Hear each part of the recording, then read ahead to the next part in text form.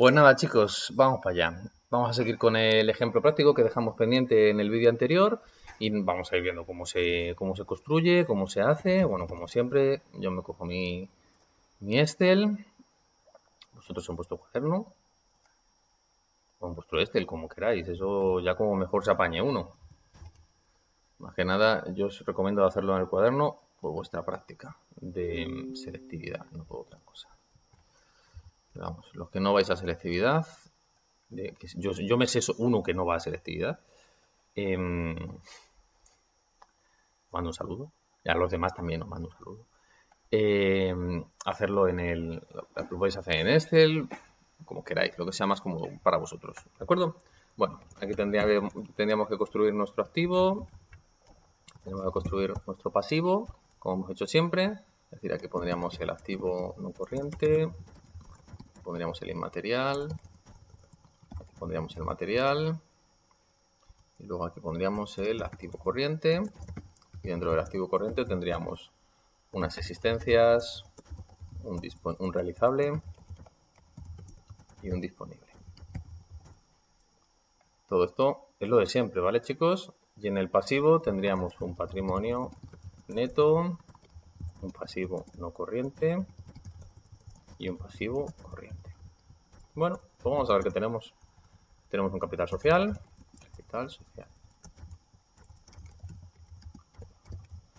Por valor de 1200. Tenemos unos clientes que se nos irían aquí al realizable por valor de 80. Tendríamos unos productos terminados que serían nuestras existencias. Productos terminados. 300. Tendríamos los elementos de transporte que se iría aquí al material. Elementos de transporte. Serían 150. Tenemos unos proveedores que se iría al pasivo corriente. Proveedores por 215. Unos terrenos por 200. Materias primas que se me irían aquí a las existencias. Materias primas. Pone materias primas, no compra de materias primas, ¿de acuerdo? Que se me iría aquí a 100. Hacienda pública acreedora, ya sabéis, dinero que debemos a papá Estado, que serían 40. Préstamos a corto plazo. Hacienda pública acreedora siempre es lo más exigible, ¿vale? Préstamos a corto plazo. Aunque es muy discutible todo esto, acreedores a corto plazo, porque depende de una fecha. Pero bueno, vamos a suponer que los acreedores son más exigibles que los proveedores, que para eso no nos llevamos bien con ellos, y Hacienda Pública pues es lo más exigible de todo, ¿vale? A ver, normalmente los préstamos, los proveedores irían aquí y los préstamos irían aquí. A ver, ¿qué más cosas tenemos? Reservas. Ahora lo pongo bonito, no os preocupéis. Serían 210. Los bancos es disponible. Por tanto serían 100. Los préstamos a largo plazo sería pasivo no corriente. Préstamos a largo plazo. Que serían 425. La maquinaria. ¿Qué ha pasado aquí? ¿He puesto algo feo? Ah, vale, que se me ha ido el dedo. La maquinaria la pondríamos delante de los elementos de transporte. Serían 500. Amortización acumulada. Pues nada, todo esto lo muevo. Ya sabéis que la amortización acumulada, si pone acumulada, es la del balance. Si no pone acumulada, es la de cuenta de pérdidas y ganancias. En este caso, menos 200. Las construcciones, más de lo mismo. Tengo que seguir bajando cositas. Las construcciones me irían aquí. Además, las construcciones me irían justo después de los terrenos, ¿vale? Construcciones, que serían 850. Efectos a cobrar, que son clientes. Insertar. Efectos a cobrar. Efectos a cobrar. Serían 150. La caja, que serían 50. Lo más disponible que tenemos. E inversiones financieras a corto plazo. Vale. Pues esto, como son inversiones financieras a corto plazo, pues no queda más remedio que meterlas en el realizable, ¿vale? Inversiones financieras a corto plazo. Por lo tanto, 70. Esto lo borro. Ya no me hace falta, ya tengo ahí todos los datos. Y todo esto lo subo para arriba. Y ahora todo esto lo ponemos bonito. Activo corriente, patrimonio neto, pasivo no corriente. ¿Dónde está el activo corriente y pasivo no corriente?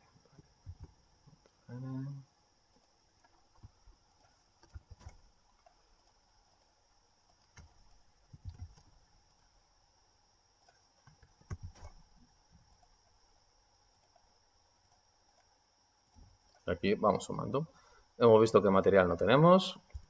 Es decir, esto tranquilamente lo podemos sumar, lo podemos quitar y me lo subo. Bueno, me lo subo aquí arriba y digo igual suma del activo corriente es el material, no tengo nada nuevo.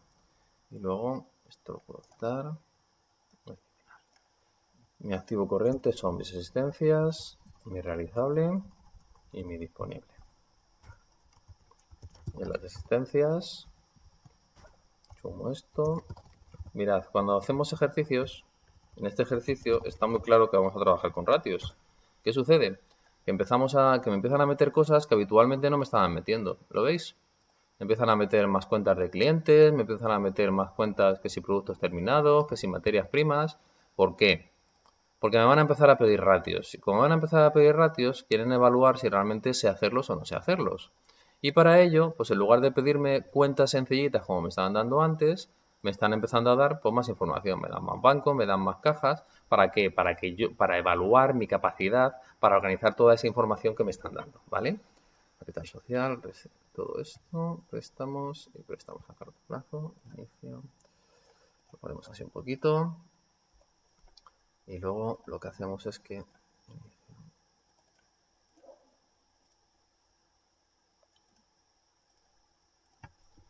y aquí lo vamos subiendo, ¿vale? Igual suma, igual, igual suma, igual suma. Y aquí mi activo es activo no corriente más activo corriente. Sale eso y es esto más esto y esto. Pues he hecho algo mal, ¿no?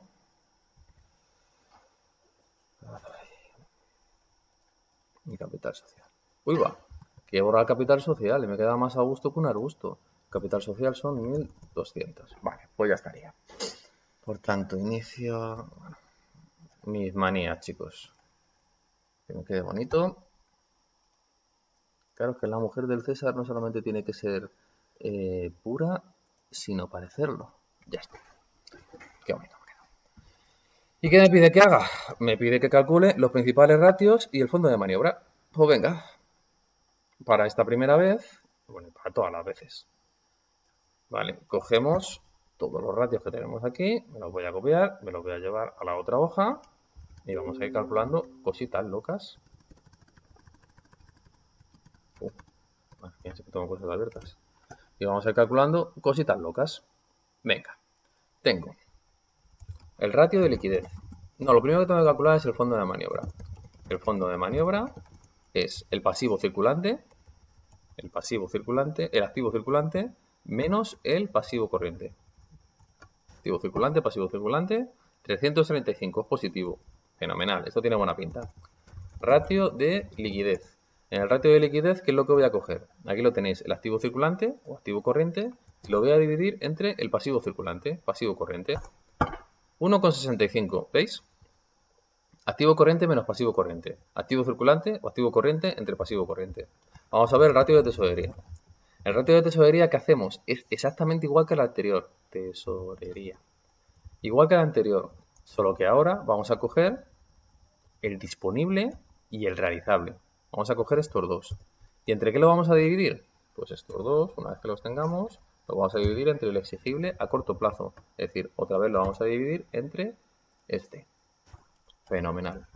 Y luego el ratio de disponibilidad. Disponibilidad. ¿Aquí qué vamos a coger? Pues vamos a coger el disponible, ese dinero que tenemos aquí en el banco, y lo vamos a dividir entre el pasivo corriente. Aquí está. Bueno, qué empresa más bonita, ¿eh? Me va a quedar todo muy bien. ¿Qué más tenemos? Vamos a ver. Me piden que calcule también el ratio de garantía. Ratio de garantía. Es el activo total, es decir, activo total, estos 2.350 que tengo aquí, me quito del medio, el activo total entre el exigible total. Fijaros, exigible, que no pasivo. Por tanto, el exigible es el pasivo no corriente más el, más el pasivo corriente. Bueno, y encima he puesto un por. Más el pasivo corriente. Y ahora, para que no me queden cosas raras, le pongo unos paréntesis. Porque es entre todo, ¿vale? 2,5. Fenomenal. Ratio de endeudamiento. Ratio de endeudamiento. Me dice que es el exigible total, es decir, el mismo que tengo aquí, es decir, exigible total, pasivo no corriente más pasivo corriente, entre el neto. Neto más pasivo, vale. Entonces cogemos entre patrimonio neto más pasivo. Por tanto, cogeríamos todo. Y a ver, perdonad, hacemos así y así. Venga, más cosas. Ratio de calidad de la deuda. Ratio de calidad de la deuda. Pues parecía que me había quedado largo. Sería el exigible a corto plazo, es decir, el pasivo corriente, entre el exigible total, es decir, nuevamente la suma de pasivo corriente más pasivo no corriente. Lo he dicho al revés, ¿vale? Pero me habéis entendido. Y por último tenéis el ratio de autonomía financiera. Ratio de autonomía financiera. En el ratio de autonomía financiera cogéis y dividís los recursos propios entre el exigible total. Los recursos propios, es decir, el patrimonio neto, entre el exigible total. Bueno, ya una vez que lo tenéis todo, pues vamos a ir realizando los análisis. ¿Qué me dice la teoría? Me dice que el fondo de maniobra tiene que ser positivo. Si es mayor que 0, ¿esto qué indica? Indica que la compañía tiene solvencia financiera a corto plazo. Voy a hacer una cosa que luego tenéis mucha costumbre vosotros, a corto plazo. Poner corto plazo, pero poner corto plazo. No pongáis CP, pues si no al final nos acostumbramos todos a no poner las cosas bien y queda bonito, que lo hagamos bien, ¿vale? Que lo hagamos chulo. Vamos a poner esto así un poco más grande. Bueno, mejor dicho, eliminamos y así. Bueno, y esto acá. Ratio de liquidez. Vamos a mirar lo que me dice. Tiene que estar entre 1,5 y 2. Es decir, el valor está comprendido entre 1,5 y 2. Por lo tanto, problema de liquidez esta empresa no va a tener. A ver el siguiente valor que me dice. El siguiente valor tiene que estar, el valor está comprendido entre 0,75 y 1. Fenomenal. Y el último, el valor está comprendido entre 0,1 y 0,3. ¿Qué significa todo esto? Tanto liquidez como tesorería como disponibilidad, los ratios cumplen con el concepto o con la idea de solvencia financiera a corto plazo. Esta empresa no va a tener ningún problema en el corto plazo. Tiene un equilibrio patrimonial perfecto entre sus distintas partidas, ¿vale? Es decir, está todo bien. Vamos a ver qué sucede con el ratio de garantía. El ratio de garantía tiene que ser de 2,5. Sí, el valor está comprendido entre 1,5 y 2,5. Fenomenal. En el siguiente, el valor no es superior a 0,5. Esto está muy bien, ¿no? Este, cuanto menor sea mejor, y el ratio de autonomía financiera es cuanto mayor, ¿no? A ver. Sí, cuanto mayor, mejor.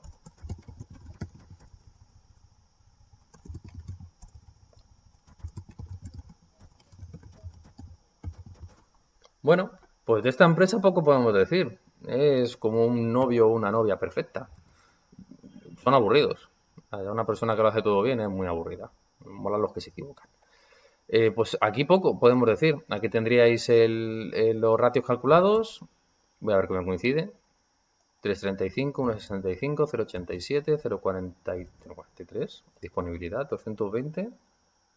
Entre 515. ¿Yo qué he hecho? Ah, amigo. No, no, no, no. Caca. Las inversiones financieras a corto plazo no es disponible. Es realizable, ¿vale? Está mal.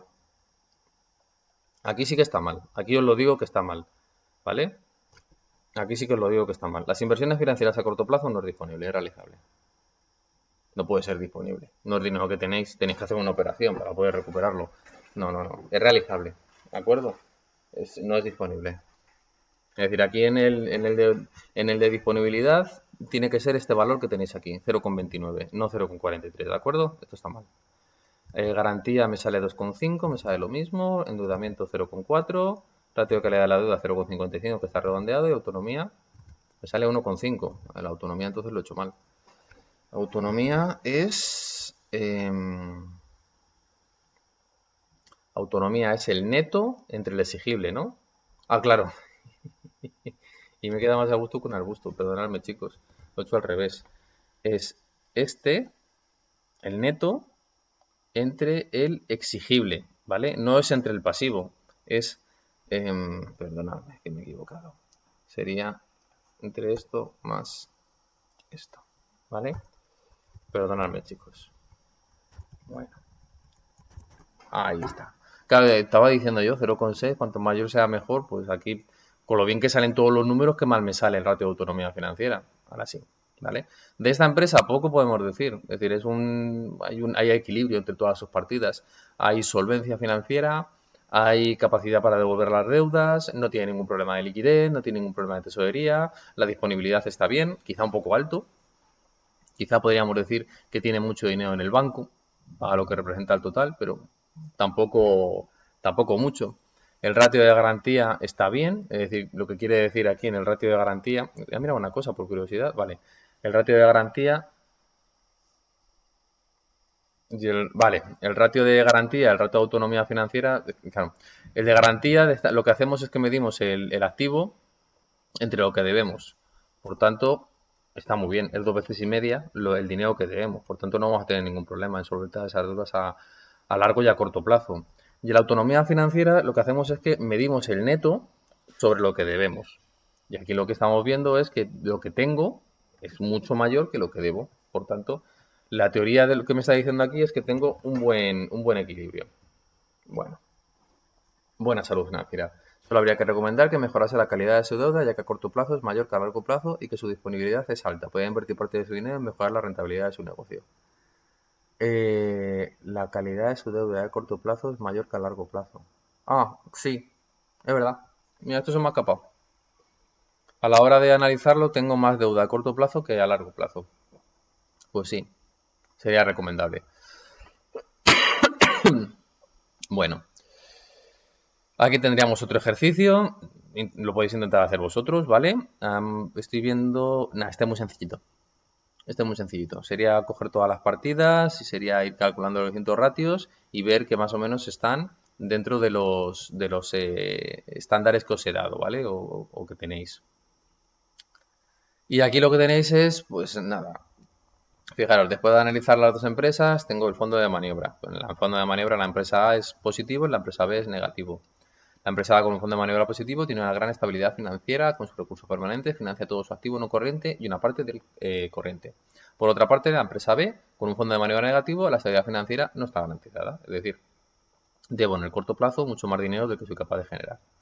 Liquidez o solvencia. Recordad que tenía que estar entre 1,5 y 2. Muy bien, la empresa A. La empresa B, no. La empresa B, ¿qué es el problema que tiene? Fijaros, su activo circulante. Me quedo aquí, ¿vale? El total activo circulante son 15 más 12 más 3. Por tanto, estamos hablando de 30. 30 entre 32 significa que, lo que hemos visto en el fondo de maniobra, que debe mucho dinero en el corto plazo. Tesorería tiene que estar entre 0,75 y 1. Fijaros, 0,46. Y luego, el de la disponibilidad tiene que estar entre 0,1, que casi llega, y 0,3. Por tanto, ¿cuál es el problema que tiene esta empresa? Pues su problema no está en el disponible. Vale, el problema que tiene esta empresa es que en el corto plazo, su exigible a corto plazo es muy alto. La garantía 1,66 y 1,45. Este tenía que estar entre 1,5 y 2,5. Por tanto, aquí veis que su exigible total es muy alto con respecto a su activo. El endeudamiento está en 0,69. El ratio de endeudamiento tenía que estar entre, a ver que lo mire aquí, el valor no superior a 0,5. El valor no tiene que ser superior a 0,5 y sí lo es. Es decir, es una empresa que está fuertemente endeudada. La calidad de la deuda lo tenemos en 0,73, es decir, casi un 75% de todo lo que debe lo debe en el corto plazo. Y la autonomía no está mal, pero tampoco está bien. ¿Vale? Cuanto más alto sea, mejor. Quiere decir que a nivel de poder pagar este exigible total con sus recursos propios, no va a poder hacerlo, está claro. Pero bueno, el problema no lo tiene en sus recursos propios, ¿vale? Si analizáis después de ver todos los ratios y después de ver todas las cosas, os dais cuenta que el problema donde realmente lo tiene esta empresa, comparado con la otra empresa que tenéis aquí, es en su exigible a corto plazo. Es muy alto, es muy grande, es una empresa más pequeña, ¿veis? Esta tiene 75 de activos, esta tiene 64, por tanto esta empresa es más pequeña, la empresa B, y su exigible a corto es muy grande. Podría hacer una ampliación de capital, podría pedir dinero por aportaciones de los socios, de forma que con ese crecimiento hacer que su deuda a corto plazo disminuya, o lo que tendría que hacer sería negociar parte de su deuda a corto plazo en el largo plazo si todo lo tuviera con un banco. Si lo tuviera con proveedores, pues ahí la cosa la tiene más complicada.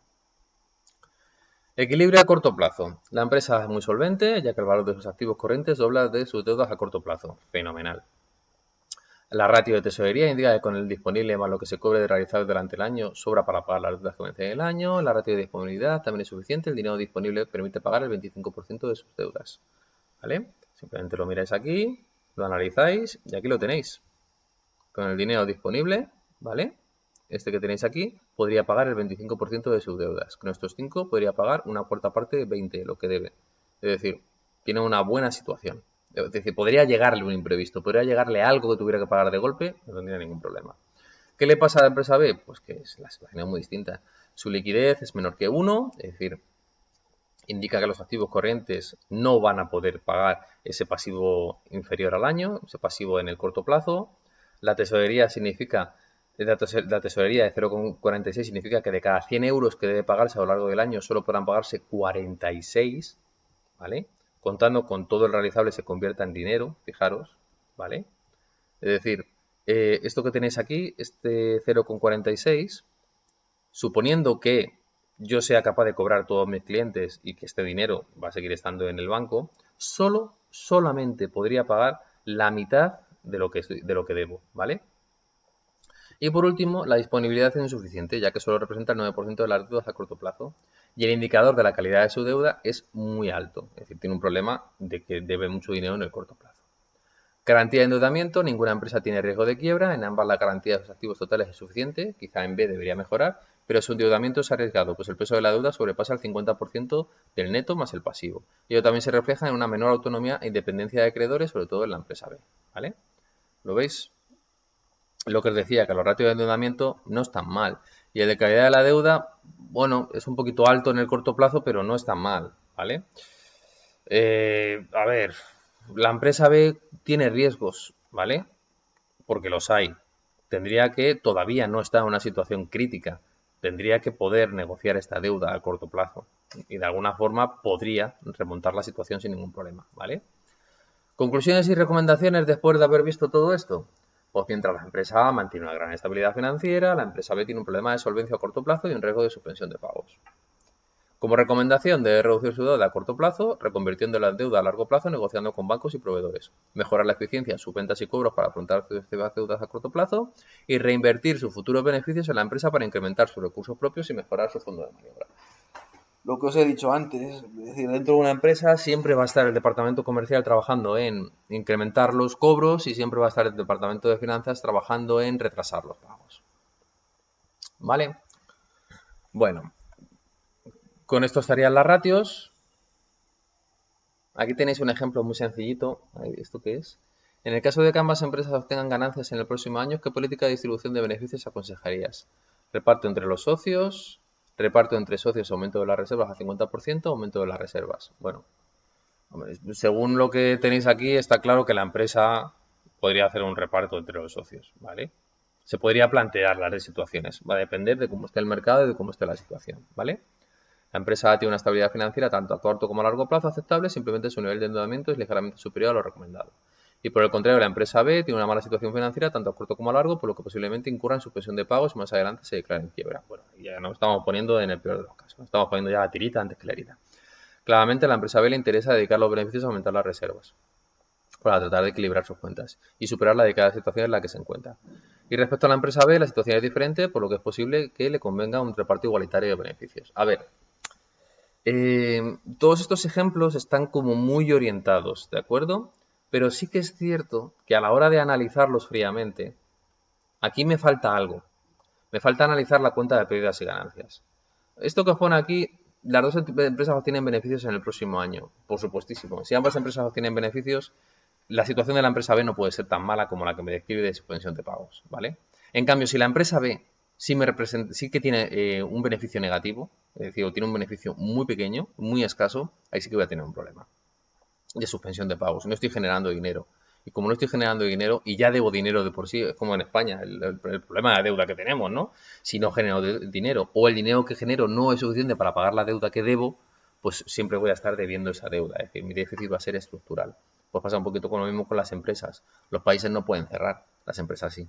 Llega un momento en el que el dinero que deben es tan grande que tienen que cerrar. Por tanto, aquí me faltaría, si me dicen que las dos obtienen ganancias el próximo año, es lo que tenéis aquí, el razonamiento que tenéis aquí, ¿de acuerdo? Lo más normal es que la empresa reparta entre sus socios, incluso que se pueda plantear de alguna forma cierto crecimiento económico o incluso reducir un poquito esa deuda que tiene. A ver, ¿dónde sale que la deuda es un poco alta? Sí, la autonomía, vale, sí, es un poquito alto, es un poquito bajo, debería ser más alto, pues sí. A lo mejor lo que podría hacer es incrementar aquí su capital, sus reservas, de forma que la representación le caería, ¿no?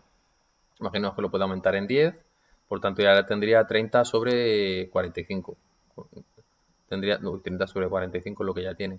Si lo aumentamos en 10, la autonomía entonces tendría 40 sobre 45. Y ya le quedaría un numerito más majo, ¿no? Más bonito, más, bueno, más independencia.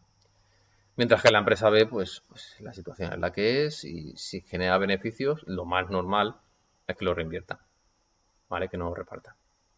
Bueno, desequilibrios patrimoniales. Vamos a ir acabando con esto y ya no os aburro más. Y ya dejamos el periodo medio de maduración para una clase, para la siguiente clase, ¿vale? Para el siguiente vídeo.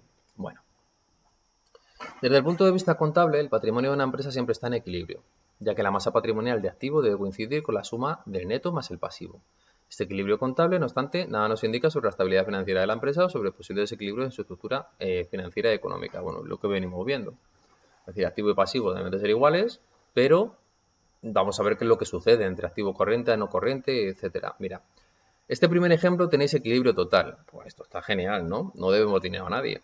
Todo el activo se encuentra financiero por fondos propios y no hay pasivos ni deudas que pagar. Esta situación carente de todo pasivo no suele darse en la práctica. Esto es muy difícil que lo encontremos, ¿vale? Lo más normal es que financiemos parte de nuestro activo con dinero de terceros. Bien sea por proveedores, bien sea por bancos, bien sea por préstamos, por cualquier circunstancia. Lo más normal es que una parte de nuestro neto, es que una parte de nuestro pasivo se encuentre constituido por dinero que debemos a terceros, ¿vale? Esta situación no suele darse. Además, no suele darse esta situación porque dependemos de generar beneficios, al generar beneficios cuando puede haber crecimiento económico. Normalmente esta situación no la solemos encontrar, ¿vale? Estabilidad financiera es aquella en la que el fondo de maniobra es mayor que cero. Lo normal es que las empresas financien sus activos no solo con recursos propios, sino también ajenos. La situación óptima requiere de fondo de maniobra positivo. Mira, os voy a contar una paranoia o una paja mental, como digo muchas veces. En economía, en primero de bachillerato, cuando se estudia a Keynes, cuando se estudia el gasto público y cuando se estudia una serie de cosas, hay como dos teorías enfrentadas o como dos teorías que deberían de ser complementarias, no deberían de estar tan enfrentadas como se estudian o como se ven, en las cuales para que yo pueda realizar gasto público, antes tiene que haber, Keynes decía que se permitía el endeudarte hasta las cejas si llega a ser necesario. ¿Por qué? Porque incrementando el gasto público se produce el efecto multiplicador de la inversión, y al producirse el efecto multiplicador de la inversión, todo aquello que nosotros hemos invertido como G de gasto público, luego posteriormente viene revertido en incremento del consumo y en incremento de la inversión, ¿vale? Lo que hacíamos era incrementar de alguna forma la demanda agregada. Ese efecto multiplicador, ¿vale? ¿Por qué? Lo que os decía una vez, el pago de Aranjuez. La idea en su momento es que ese centro comercial tuviera otras tiendas dentro. Por tanto, hay un efecto multiplicador tanto de la inversión como del gasto. Invierto en esto con la idea de que más gente va a venir a trabajar en esto. Voy a pagar rentas por esos salarios que están ahí destinados a las tiendas, voy a incrementar el consumo, voy a incrementar una serie de cosas, ¿vale? Para hacer esto lo podemos hacer de dos formas, ¿vale? Una forma, que es la que, por decirlo de alguna forma, es una manera más, ¿cómo os diría yo? Es una manera como muy conservadora de hacer las cosas, sería cuando tengas el dinero ahorrado, realiza la inversión. Y si no tienes dinero ahorrado, no realices la inversión. Claro, si no tengo dinero ahorrado, pero yo veo la posibilidad de crecimiento, tengo que rechazarla, por decirlo de alguna forma. Es decir, esto que se estudia a nivel macro en economía también se analiza a nivel micro desde el punto de vista de la empresa. ¿Qué sucede? Que si yo tengo una oportunidad de negocio, pero no tengo dinero en ese momento, pero la oportunidad de negocio es realmente buena, digo, leche, si resulta de coger un palo y metérselo por aquí al caramelo me va a dar dinero, aunque no tenga dinero a día de hoy, se lo voy a pedir prestado al banco, porque sé que eso me va a dar una rentabilidad muy alta el día de mañana. Y quien dice el ejemplo tonto del caramelo y del hula hoop, pues dice cualquier otro ejemplo que pueda estar relacionado con cualquier tecnología que tenemos a día de hoy entre nuestras manos. Por ejemplo, todo lo que tiene que ver con la tecnología de los móviles y todo lo que tiene que ver con aplicaciones.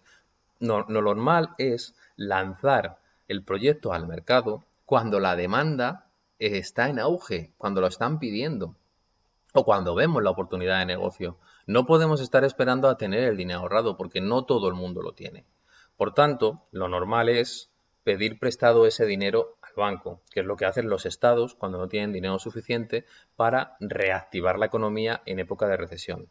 Lo malo es que si ya debo dinero de antes y encima vuelvo a pedir más dinero prestado, si el día de mañana me salen mal las cosas, tengo no solamente un proyecto que tirar a la basura, sino una deuda muy grande que tengo que pagar. Que es lo que pasa también con las empresas. Es lo que veamos el ejemplo de la empresa B, ¿no? No, de la solvencia, los problemas de pago a corto plazo. Claro, si ya tengo problemas de pago a corto plazo y encima me endeudo más y las cosas me salen mal, apaga y vámonos, ¿vale? Por tanto, lo normal dentro de las empresas es esta situación sería lo ideal, sería lo perfecto, sería maravilloso, pero lo normal es que nos encontremos con esto, de las oportunidades de negocio y de ese dinero que no tienen las empresas en ese momento, pero que lo necesitan para crecer, es de lo que se van a beneficiar, por decirlo de alguna forma, los bancos.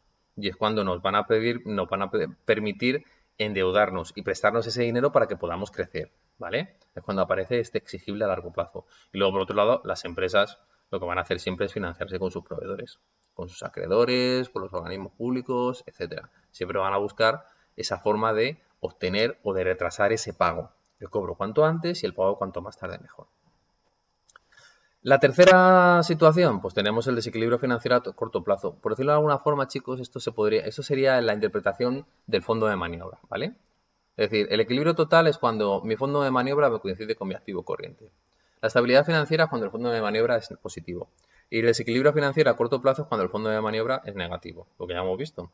La misma situación anterior, solo que es un fondo de maniobra negativo. En este caso debemos estudiar si se trata de una situación permanente, simplemente porque no tiene capacidad la empresa para generar liquidez, o coyuntural. Es decir, el año que viene voy a volver a tener deuda y más deuda y más deuda. Sería como, por ejemplo, el caso del Estado español con su déficit. Es estructural. Siempre tenemos que estar financiándolo con deuda. Lo que pasa es que es lo que os digo, los estados no pueden cerrar, simplemente dejaremos de llevarnos bien con aquellos a los que le debamos dinero y no se lo podamos pagar. Y en el caso de una empresa, pues sí, terminarán por cerrar, porque no se puede mantener esa deuda con el paso del tiempo, ¿vale?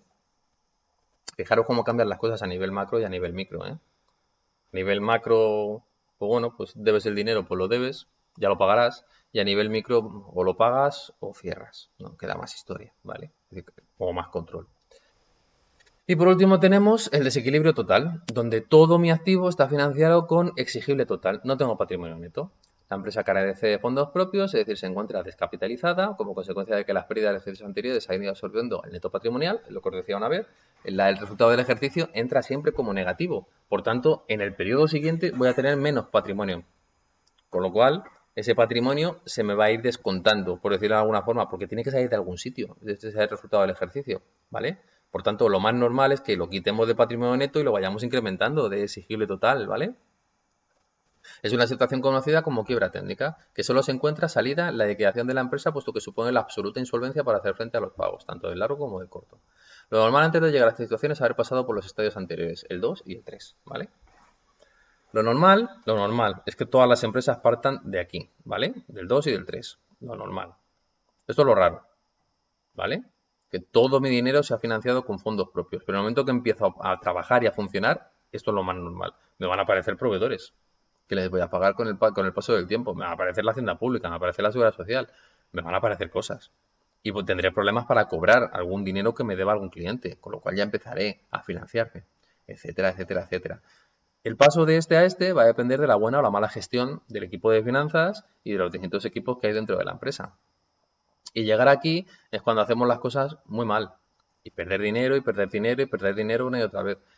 No se suele llegar aquí. Es decir, mucho antes tú cortas, ¿vale? Cuando la empresa no es capaz de recuperar sus costes fijos, ya estudiamos en su momento. Si recupero mis costes variables, todavía bueno. Pero cuando ya no soy capaz de recuperar mis costes fijos, apaga y vámonos, ¿vale? No, cuando no soy capaz de recuperar mis costes variables, es apaga y vámonos, ¿vale? Es decir, los costes fijos más o menos los puedo mantener, los puedo defender. Pero cuando no soy capaz de mantener mis costes variables, apaga y vámonos. Os pongo aquí lo que es el concurso de acreedores. Voy a dejar aquí la clase, lo miráis, lo estudiáis, le echáis un vistazo. Yo no lo voy a preguntar, no lo tenéis en ninguna práctica, yo creo que no lo tenéis en ningún sitio. A ver, esperad, lo voy a mirar un momento, por si acaso.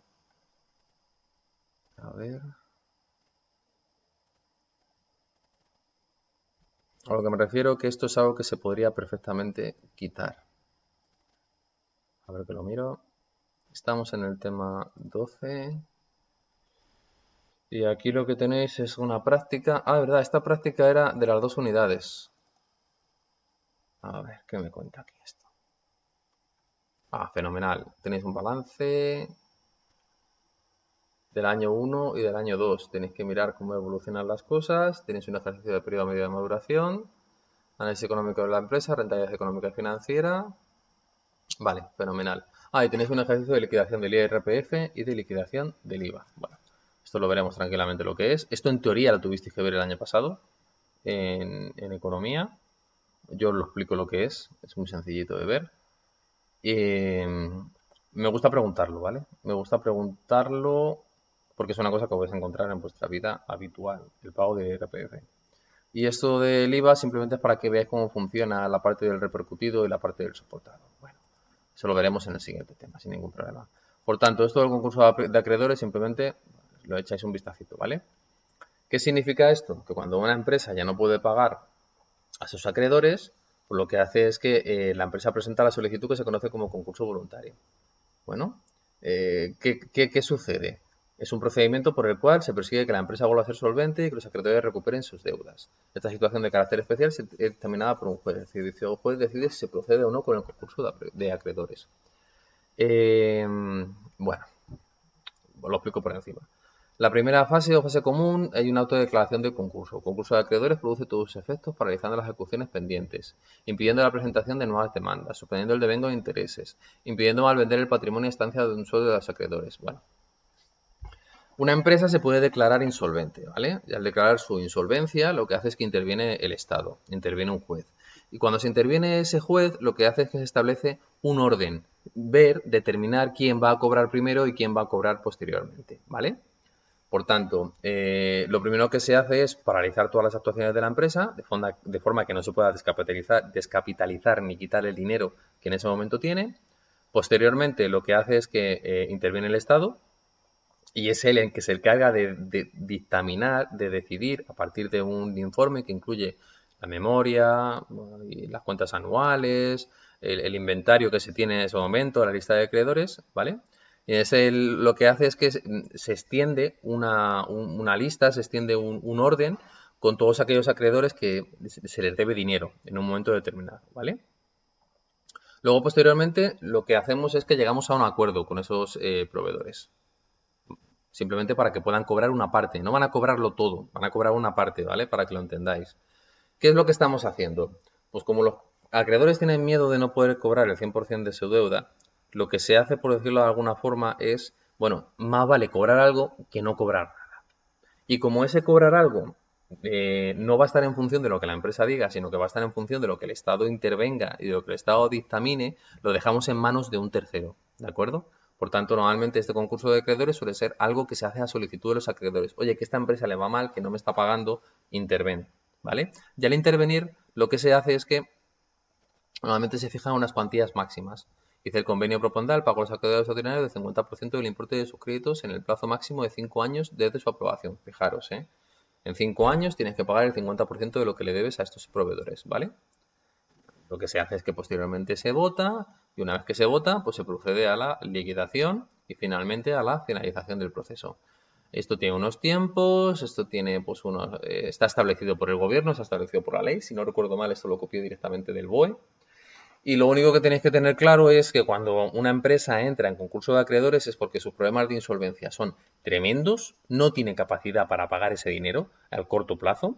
Y luego posteriormente los acreedores lo que tienen que asumir es que no van a cobrar todo el dinero que les deben, van a cobrar solamente una parte. Por tanto, aquí, claro, juega ¿cómo se llama? El riesgo moral, ¿no? La incertidumbre de saber qué es lo que más me conviene. Espero un poco y a lo mejor luego le va bien a la empresa y recupero el 100% de la deuda, o a estos ya que les den por donde amargan los pepinos y mira, págame aunque sea el 50% de lo que me debes y yo contigo no quiero volver a saber nada en la vida, ¿vale? Simplemente es llegar a un acuerdo. Igual con la relación de pareja, oye, acortamos, a tomar por saco. Tú por un lado, yo por el mío y ya está, no quiero saber nada de ti. O mira, vamos a ponernos de acuerdo, lo poquito que tengamos en común lo repartimos, tú por tu lado, yo por el mío ay, mira, pues venga, vamos a esperar un añito más, que a lo mejor dentro de un añito más, con la primavera y con las piruletas de color rosa y con las maravillosas eh, cielos azules, todo va a ir de maravilla y vamos a llevarnos otra vez fenomenal. Pues no sé, todo depende. Bueno, chicos, no me enrollo más, no os aburro más, lo dejamos aquí. Y la siguiente clase lo que vamos a ver es qué es esto del periodo medio de maduración. Y está muy, muy, muy relacionado con lo que hemos estudiado de las ratios, ¿vale? Simplemente lo que vamos a ver es que dentro de la empresa existe una serie de periodos, es decir, una serie de tiempos, más que con las ratios, está muy relacionado con el ciclo de explotación de la empresa. Existe una serie de periodos, esos periodos son días que transcurren en los que yo voy haciendo cosas, desde que yo compro los productos y entra en mi almacén, una vez que entra en mi almacén el tiempo que necesito para fabricarlos, luego el tiempo que necesito para venderlos y luego el tiempo que necesito para cobrarlos. Desde que yo llegan mis materias primas, desde que llega por primera vez ese tornillo hasta que finalmente sale montado el móvil en su totalidad, pues han pasado una serie de días, ¿vale? Lo que voy a hacer o lo que voy a estudiar dentro del periodo de maduración de la empresa es desde el momento en que entra esa materia prima, cuánto tardo en recibir el dinero a cambio, ¿vale? Y aquí, de todo esto que se va sumando, lo que yo voy a restar es el tiempo que yo tardo en pagar a mis proveedores. ¿Qué va a significar ese periodo medio de maduración, ese periodo medio financiero? Pues lo único que va a significar es, desde que entra el material hasta que cobro, cuánto tiempo pasa. Y desde que sale mi primer euro por el pago de esas materias primas, ¿vale? Que normalmente será algo que se produce más adelante en el tiempo. Aquí vamos a estar viajando en el tiempo con Mafly. Mafly, qué mayor me acabo de hacer, madre de Dios. Pues lo que estamos haciendo aquí es viajar Mafly es el de Regreso al Futuro. Vale, te lo digo porque me acabo de hacer muy mayor. Fue una de las primeras películas que vi en mi infancia y me dejó flipado. Desde ese momento que sale mi euro, ¿vale? De la compañía, ¿cuánto tardo en recuperarlo hasta que llega el cobro de clientes, ¿vale? Veis que son dos periodos diferentes. Pues eso es lo que vamos a estudiar con el periodo medio de maduración, ¿vale? Que está, como digo, muy relacionado con el ciclo de explotación. Lo dicho, lo dejo aquí, chicos. Que tengáis buena día, buena tarde, buena noche, lo que sea. Y nada, nos vemos en la siguiente clase. ¿De acuerdo? Venga, hasta luego.